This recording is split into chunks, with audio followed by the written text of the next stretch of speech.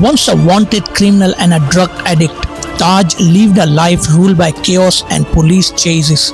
But after one fateful event and a chance of rehabilitation, he transformed completely. From battling addiction to rebuilding his life, Taj emerged as clean, responsible family man.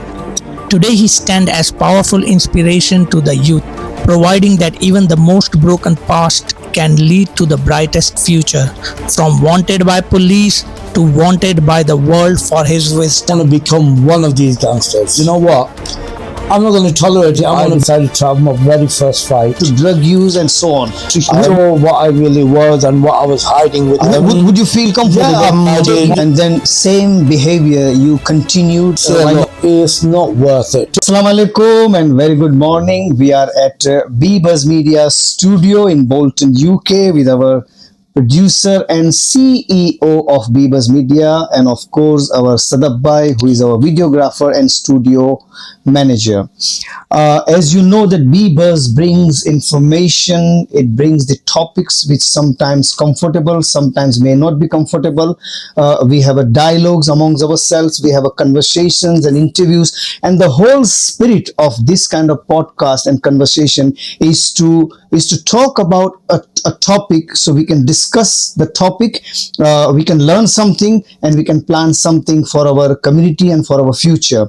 Today, as I said, my name is Imtiaz Patel Varidawala. We have Taj Bhai in our studio, and we requested him to talk about a topic where normally most of the people in a normal situations would shy away, would not touch or would not talk about it. But we thought we had a long conversation, the pre-interview conversations, and we convinced Taj Bhai that the past he has been living from his childhood to youthfulness, and the transformation happened, and the way he is now. I think that journey fascinated me as a writer, me as a journalist, and especially to UK media team, thinking, yeah, I think let's share this story where it started with a very challenging and negativity, but it ended slowly towards an amazing transformation of an individual where he was and where he is now.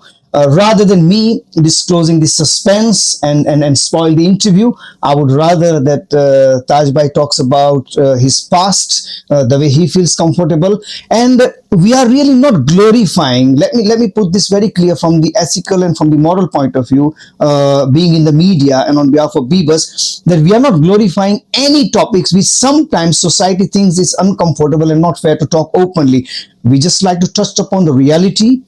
Sometimes where individuals lands by default or deliberately, and what makes them to change and what impact that has got on the family, on the society, and particularly on young people. Taj Bhai, very warm welcome, and thank you for agreeing with Bebuzz to give this very bold and courageous interview. No problem, Imtiaz Bhai. I'm happy to be here, and I'm happy to educate the youngsters these days and to let them know the lifestyle that they're actually looking at, and the lifestyle that they're trying to go down the path.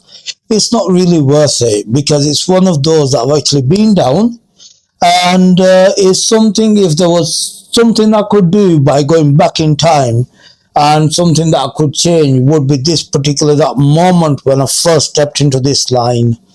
At that time, at the line that I was in at that time. Right. Can I pause you there? It would be nice to start with your childhood, initial education, and then leads that into your youth, and then the activity which is related to drug use and so on.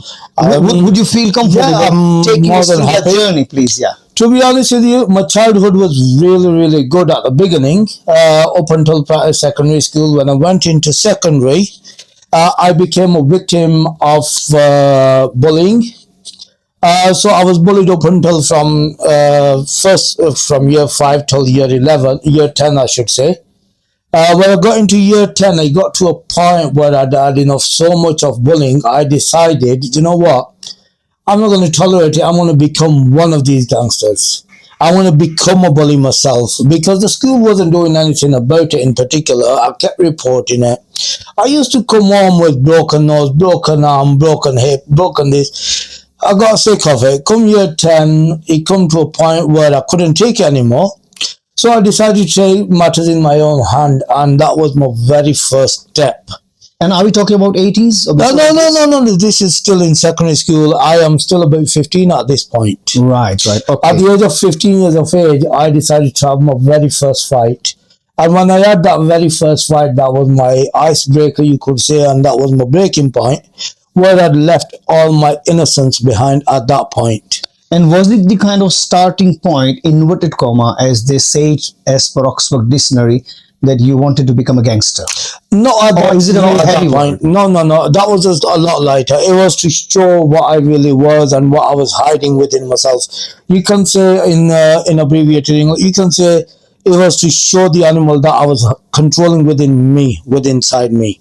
Reflecting upon your decision, was it the right decision? It now, wasn't, no. now as you look back with your experience and wisdom. If I look back now, it was the wrong move I made, because once that animal comes out of you that you're afraid to bring out, it's very hard to control it. Okay. It's very hard to put it back in the cage, and I did manage to put it in the cage. So moving on from there, from obviously first fight I had in secondary school, it gave me a bit of confidence. It gave me the boost as to how to tackle these bullies, Right. which I did so. So when I got out of that, I went into college. That was the only one fight I had, by the way, in school. After that, nobody bullied me, nobody fought with me, everybody knew what I was capable of. So I stopped it there. I went into college because I was doing really well. I got my GCSEs, I got all B's and C's, and there was only one D I got out of 9 GCSEs. Got into college. As I stepped into college, this bullying didn't stop, or the bullies or their associates didn't stop.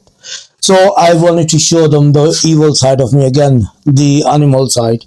So got into the college, first 3 months into the college, and I had to bring out that devilish side of me again. And when I did that, I ended up getting expelled from college. So that was the end of my education career. That was the start of my hardest journey, you could say, after that then. And do you think that's the heaviest price to pay? It's a very heavy was it price. worth it? Not really, because if I would have educated, then I wouldn't be in the shoes or in the stages that I'm going to go through, what I went through. Because education is a vital key in today's day and age in our lives. So the point you were at the college, you made one decision to fight back with the I police, decided. and then same behavior you continued while No. you were at the college? No, sorry. After I left the college, Yeah. I changed my ways after the very first arrest, which was in colleges. Oh, I see. The very first arrest and the very first caution at the time for fighting, it was a Section 20 charge. Okay. I was cautioned with a slap on the wrist. However, I did get expelled and I couldn't continue with my education. Therefore, I started to work. Oh, I see. So I decided. The point I would like to raise is that a lot of young people, you know, I mean, we were young. I mean, I was young. Well, I'm still young.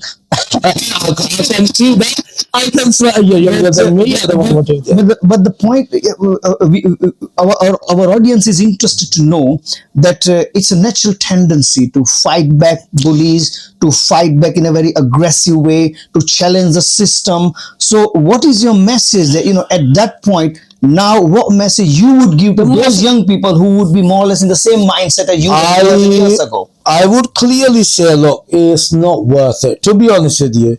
Because once you made the first move to fight these bullies, then you are just following their footsteps, but you're the one who is being stuck out, you're the one who's being pointed out, and you're the one who's actually going to be picked on by the teachers or everybody because you've never done it. They're doing it so often that they don't even know they're being a bully. So when you're reacting to them, to their to the way they want, and you become one of them, then you're the one who's sticking out from even them as well as everyone else.